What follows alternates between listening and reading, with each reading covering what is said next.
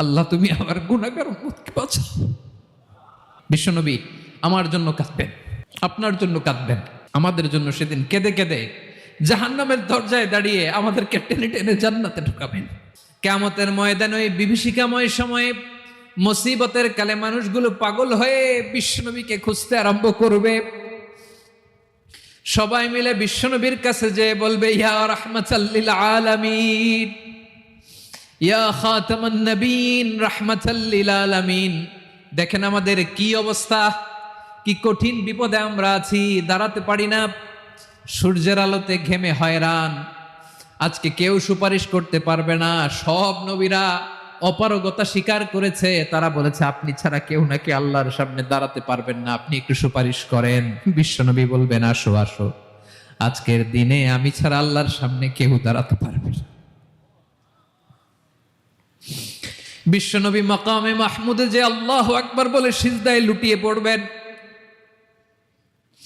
আল্লাহ রাব্বুল আলামিন বিশ্বনবীকে এমন কিছু চমৎকার শব্দ শিখাবেন, ওই শব্দগুলো দিয়ে আল্লাহর প্রশংসা করে বিশ্বনবী কাঁদতে আরম্ভ করবেন।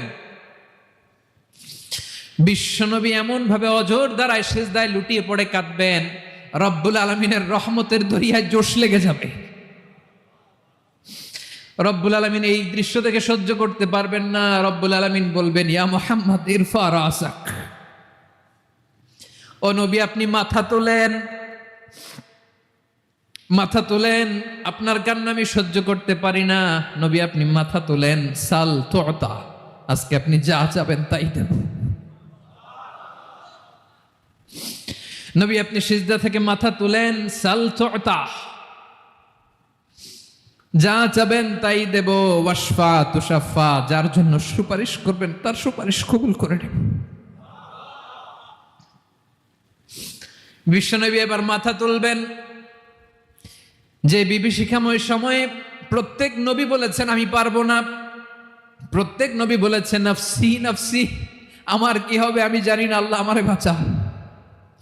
প্রতিটি নবী বলবেন নফসি নফসি, আল্লাহ তুমি আমারে বাঁচাও, আমারে বাঁচাও। বিশ্বনবী মাথা তুলবেন, তুলে বলবেন রব্বি হাবলি উম্মতি, আল্লাহ তুমি আমার গুনাহগার উম্মতকে বাঁচাও।